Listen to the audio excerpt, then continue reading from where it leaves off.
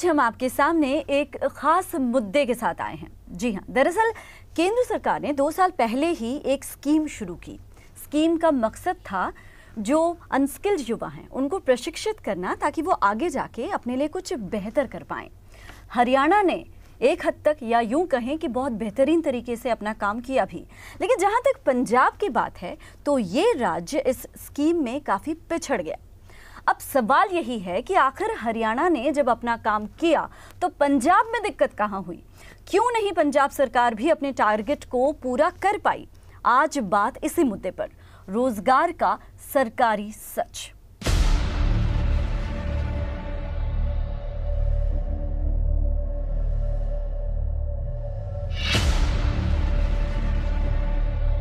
अक्टूबर 2016 में केंद्र सरकार ने एक स्कीम शुरू की थी। नाम था नेशनल अप्रेंटिसशिप प्रमोशन स्कीम। एक ऐसी योजना जिसके तहत इंडस्ट्री को अपनी कुल लेबर का 10% हिस्सा इस स्कीम के तहत काम पर रखना जरूरी है। इन्हें डीसी रेट पर रखा जाएगा और इनके वेतन का 25% हिस्सा इस योजना के तहत केंद्र सरकार वहन करेगी। अक्टूबर 2016 में स्कीम शुरू हुई और मौजूदा हाल इसका पंजाब और हरियाणा में क्या है, इस पर जरा गौर फरमाइए। अक्टूबर 2016 में केंद्र सरकार ने एक स्कीम शुरू की थी। नाम था नेशनल अप्रेंटिसशिप प्रमोशन स्कीम। एक ऐसी योजना जिसके तहत इंडस्ट्री को अपनी कुल लेबर का 10% हिस्सा इस स्कीम के तहत काम पर रखना जरूरी है। इन्हें डीसी रेट पर रखा जाएगा और इनके वेतन का 25% हिस्सा इस योजना के तहत केंद्र सरकार वहन करेगी। अक्टूबर 2016 में स्कीम शुरू हुई और मौजूदा हाल पंजाब और हरियाणा में इस योजना का क्या है, इस पर जरा गौर फरमाइएगा। आंकड़ों के मुताबिक हरियाणा में इस स्कीम के तहत 43,000 युवाओं को ट्रेनिंग दी जा रही है, जबकि पंजाब में ये आंकड़ा सिर्फ 1,826 तक ही पहुंच पाया। हरियाणा का टारगेट था कि 45,000 युवाओं को इस स्कीम के तहत फायदा पहुंचाया जाए। इस टारगेट को 2 साल में पूरा भी कर लिया गया, लेकिन पंजाब में हालत खराब है। पंजाब का टारगेट 1 लाख युवाओं को ट्रेनिंग दिलाना था, लेकिन सिर्फ 1,826 तक ही आंकड़ा पहुंच पाया। खबर यह भी है कि पंजाब में सत्ता परिवर्तन के बाद कैप्टन सरकार ने सत्ता में आते ही मार्च 2017 में इस स्कीम को बंद कर दिया था। चैंपियन ऑफ चेंज अवार्ड मिला, ये पिछले साल की बात है, जबकि हमारा 76 पर 1 लाख ऑफ पॉपुलेशन था। और श्री अरुण जेटली जी ने विज्ञान भवन में हरियाणा को पुरस्कृत किया नवंबर के महीने के अंदर। उसके पश्चात हमने अपना टारगेट रखा था कि 125 पर 1 लाख ऑफ पॉपुलेशन हम 31 मार्च 2018 को पहुंच जाएंगे। मुझे खुशी है इस चीज़ की बताते हुए कि हम 125 के बजाय 135 पे पहुंच गए थे। और हमने ये टारगेट 250 पर 1 लाख ऑफ पॉपुलेशन 31 दिसंबर 2018 को रखा, जो कि इस समय आज की तारीख में, आज जब हम 29 जून 2018 में है, तो मेरा जो काउंट है वो हरियाणा का 171 पर 1 लाख ऑफ पॉपुलेशन है। और मुझे पूर्ण उम्मीद है कि 250 से हम ऊपर पहुंच जाएंगे। इस स्कीम के तहत हरियाणा 10,419 एस्टैब्लिशमेंट्स यानी कंपनीज और इंडस्ट्रीज को रजिस्टर कर चुका है, जबकि पंजाब में सिर्फ 1,285 फैक्ट्रीज ऐसी हैं जो इससे जुड़ी हैं। मोदी सरकार ने देश के सभी राज्यों को इस स्कीम के तहत टारगेट तय किए, जिनमें कुल 50 लाख युवाओं को पूरे देश में इस योजना के तहत ट्रेनिंग दी जानी थी, लेकिन कई राज्य उन्हें पूरा नहीं कर पाए और ऐसे ही राज्यों में पंजाब भी शामिल है। लेकिन दूसरी तरफ हरियाणा का हाल इससे कहीं अलग है, कहीं बेहतर है। अप्रेंटिसशिप से सर, एक तो हमें अपना जो हमने ITI में जो पढ़ा था उसको हमें प्रैक्टिकली करने का एक मौका मिला है। मैं यहाँ पे 2 अगस्त 2017 से आई थी और अब हमारी ट्रेनिंग ऑलमोस्ट ख़त्म होने वाली है और हमने यहाँ पे बहुत कुछ सीखा जो हमारे आगे फ्यूचर में बहुत काम आने वाला है। पंजाब की हालत इतनी खराब क्यों है और पंजाब सरकार इस स्कीम को लेकर इतनी संवेदनहीन क्यों है, इसे लेकर हमने कोशिश की कि पंजाब सरकार के नुमाइंदों से बात की जाए, उनसे सवाल किया जाए, लेकिन लाख कोशिशों के बाद भी न कोई सामने आया, न किसी ने हमारे सवालों का जवाब दिया। पीटीसी न्यूज ने पंजाब सरकार के तकनीकी शिक्षा सचिव AK तिवारी और निदेशक प्रवीण सेठी से बात की, लेकिन इन दोनों ने कैमरे पर कुछ भी कहने से साफ इनकार कर दिया। अब पंजाब सरकार के अधिकारियों का यह रवैया कहीं ना कहीं पंजाब में इस योजना के ठप होने पर बड़े सवाल खड़े कर रहा है। चंडीगढ़ से संवाददाता राजेंद्र तगड़ के साथ bureau input, PTC news, Haryana.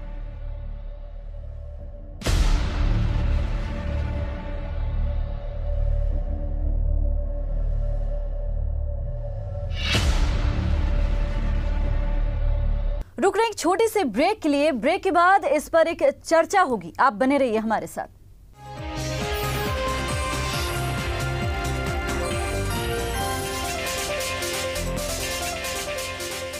Break के बाद आपका स्वागत है और इस खबर पर अब हम चर्चा करेंगे।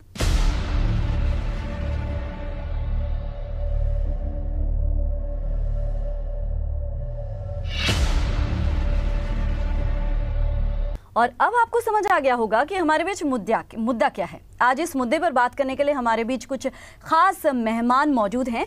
मैं स्वागत करना चाहूंगी उन सभी का। संजीव शर्मा डिप्टी डायरेक्टर हैं अप्रेंटिसशिप हरियाणा के, बहुत बहुत स्वागत है आपका।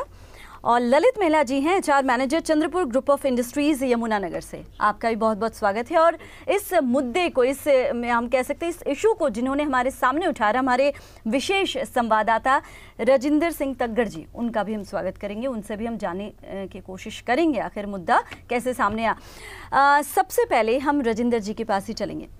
राजिंदर जी, सबसे पहले तो यही कि ये मुद्दा आपको लगा क्यों कि ये एक ऐसा मुद्दा है जिसको सामने लाना चाहिए लोगों के? इसलिए लगा वैशाली जी कि पंजाब में बहुत ज़्यादा बेरोजगारी है और लोग जो ड्रग्स में जा रहे हैं, हाँ जी हाँ जी, शायद इतना ड्रग्स किसी और प्रांत में नहीं है। तो जब मैंने ये स्टोरी को फॉलो करने शुरू किया टेक्निकल एजुकेशन डिपार्टमेंट में, तो मुझे ये पता चला कि हरियाणा तो बहुत बेहतर परफॉर्म कर रहा है। जी जी जी। तो फिर मैंने इसको और ज़रा गहराई से देखा, तो मुझे पता चला कि पंजाब में तो सिर्फ 1826 बच्चों को ही अप्रेंटिसशिप करवाई गई है, जबकि टारगेट 1 लाख का था। सो इस बात को लेकर के फिर मैंने हरियाणा से कांटेक्ट किया, उनके फिगर्स लिए। सो इस सारे मुद्दे में मुझे जो लग रहा है कि जो रेड टेपिज्म है या सरकार की नालायकी है, नेग्लिजेंस है, उससे पंजाब के युवकों का बहुत बड़ा नुकसान हो रहा है। जो बच्चे स्कूली बच्चे हैं, कम उम्र के बच्चे हैं, कम पढ़े हैं, ग्रेजुएट नहीं हैं, 10th 8th 10th 12th तक हैं, उनके लिए रोजगार पैदा करता है ये प्रोग्राम जो है। लेकिन ऐसा नहीं पंजाब में नहीं हो रहा, लेकिन हरियाणा को ये करने का अनुभव है, बहुत अच्छा उन्होंने काम किया। तो उनको बधाई के पात्र हैं वो। बिल्कुल बिल्कुल। अब हम इसीलिए चूंकि हरियाणा बधाई के पात्र हैं, तो मैं संजीव शर्मा जी के पास ही चलूंगी, उनसे जानने की कोशिश करूंगी। आप ये बताइए, इतना बेहतर हरियाणा ने किया, आपकी शुरुआत कैसे रही और किस तरह से आप इस योजना में आगे बढ़े कि पंजाब के मुकाबले आपका इतना ज्यादा अच्छा हो पाया? वैशाली जी, नेशनल अप्रेंटिसशिप प्रमोशन स्कीम अगस्त 2016 में भारत सरकार द्वारा लॉन्च की गई थी। और इस स्कीम जो है अप्रेंटिसशिप एक्ट 1961, उसके तहत भारत सरकार ने लॉन्च किया इस स्कीम को। मकसद स्कीम का ये था कि जो इस्टेब्लिशमेंट्स हैं उनको इंसेंटिवाइज किया जाए कि वो एक्ट का पालन करें, एक्ट में जो प्रोविजंस हैं उनको लागू करें। तो 1500 रुपये पर मंथ पर अप्रेंटिस के हिसाब से इस्टेब्लिशमेंट को भारत सरकार जो देगी, ये इसमें इंसेंटिव था। इसके अलावा बेसिक ट्रेनिंग के लिए 2500 रुपये प्रति माह अप्रेंटिस, इसका भी प्रोविजन है। तो जब इस चीज़ को जोड़ा गया एक्ट को लागू करने के लिए स्कीम के तहत, तो हमें लगा कि इसको साथ लेकर और इस्टेब्लिशमेंट्स को मोटिवेट किया जा सकता है। ये तो बात हरियाणा की होगी। राजिंदर जी, मैं आपके पास फिर से आना चाहूंगी। पंजाब कहाँ लैग कर रहा है, कहाँ प्रॉब्लम हो गई? प्रॉब्लम पंजाब में इंस्टेबिलिटी पहले भी रही है, अब भी है, क्योंकि यहाँ माना जाता है कि जो प्रशासन है, वो जो पॉलिटिकल बॉसेस हैं, वो उतना इंटरेस्ट स्टेट में नहीं ले रहे, खास करके चीफ एग्जीक्यूटिव हैं जो।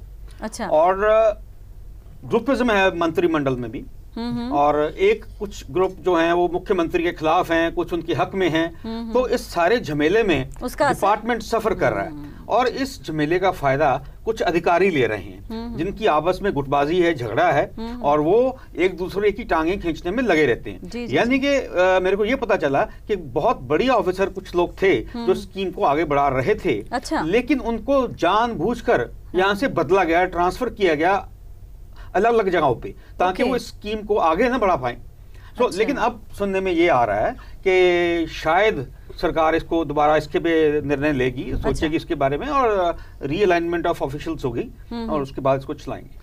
हम ललित महिला जी के पास आएंगे। अब आप HR मैनेजर हैं चंद्रपुर ग्रुप ऑफ इंडस्ट्रीज के।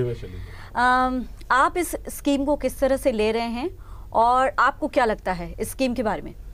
हाँ वैसे जी बेसिकली क्या है कि ये एक्ट पहले जो अप्रेंटिस एक्ट था 1961 वाला, तो किसी भी सरकार ने इसको टच नहीं किया था। लेकिन जब से सेंटर में मोदी जी माननीय प्रधानमंत्री जी की सरकार आई है, उसके बाद हम लोग इसे बड़े शुरू से इसके पीछे लगे हुए थे। लेकिन सितंबर 2014 में इस एक्ट को प्योरली इंडस्ट्री के बेसिस को और रिक्वायरमेंट को देखते हुए इसको बनाया गया था। 2014 में जब ये इम्प्लीमेंट हुआ तो हम इसके पीछे लगे और हरियाणा सरकार के साथ भी हम लोग टच में गए। तो अल्टीमेटली ये एक्ट अप्लाई हो गया, और अप्लाई होने के बाद हमारी सरकार ने बाहर की सरकार से सजेशन ली और बहुत सारा पैसा दिया कि आप आज हम चाइना और अमेरिका की बात करते हैं, जर्मन की बात करते हैं, तो आज हम कहाँ हैं? हम उनसे बहुत पीछे थे।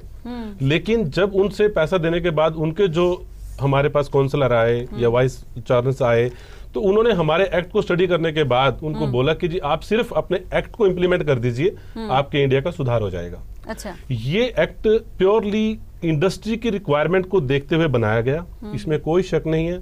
बहुत अच्छा एक्ट है, और इससे एम्प्लॉयमेंट तो दूर होती है, साथ में इंडस्ट्रीज का बहुत बड़ा फायदा होता है, जिससे कि इंडस्ट्री को अपने स्किल मैन पावर अपने अकॉर्डिंग जो वो चाहता है उसके अकॉर्डिंग वो तैयार कर सकता है। ये थोड़ा समझना चाहूंगी मैं, स्किल को अपने अकॉर्डिंग वो तैयार करना चाहता है, इंडस्ट्रीज को जिस तरह से फायदा होता है उसको आप थोड़ा सा और इलैबोरेट करें। उसका ये है कि आज एक्ट के अंदर क्लियर कट प्रोविजन आ चुका है कि इंडस्ट्री आज की डेट में जो इंडस्ट्री की अपनी रिक्वायरमेंट है, 3 टाइप के कोर्सेज आ गए। एक ITI पास आउट बच्चा जो आपके यहाँ 1 साल की अप्रेंटिसशिप करेगा, एक फ्रेशर बच्चा जिसे आप डायरेक्ट हायर करोगे अपनी इंडस्ट्री के अंदर, भले ही वो 8th पास हो, 10th पास हो, 10+2 पास हो, ग्रेजुएट हो, डिप्लोमा हो, आप उसे एज ए फ्रेशर कोर्स में अपने पास अपॉइंट करोगे, और अपने पास अपॉइंट करके उसको आप ITIs को लिख दोगे कि ये मैंने फ्रेशर्स ऑन पोर्टल पे आप उस ITI को लिख दोगे कि मैंने ये अप्रेंटिस रख लिया है। उसके बाद उसका 3 साल का कोर्स है, वो 3 साल के कोर्स इक्वल जो बच्चा ITI पास आउट होके आया है उसके सिमिलर वो स्किल्ड उसको सर्टिफिकेट देगी गवर्नमेंट, वही सेम सर्टिफिकेट से वो स्किल्ड मैन पावर में कन्वर्ट हो जाएगा। तो वो इसलिए उसकी सिर्फ एक BTP बेसिक ट्रेनिंग प्रोवाइडर वो गवर्नमेंट भी करा सकती है, और यदि 2 कंपनियां या खुद का आपका ट्रेनिंग सेंटर है तो आप भी कर सकते हो, उसमें कोई प्रॉब्लम नहीं है। तो इसलिए इंडस्ट्री का सबसे मेन फायदा ये है कि आज मुझे, और सबसे बड़ी बात यह है कि पहले कुछ एक्ट के अंदर बाउंडेशन थी कि आपके पास अगर 6 एम्प्लॉय परमानेंट है तो आप उसी ट्रेड का एक अप्रेंटिसशिप रख सकते थे।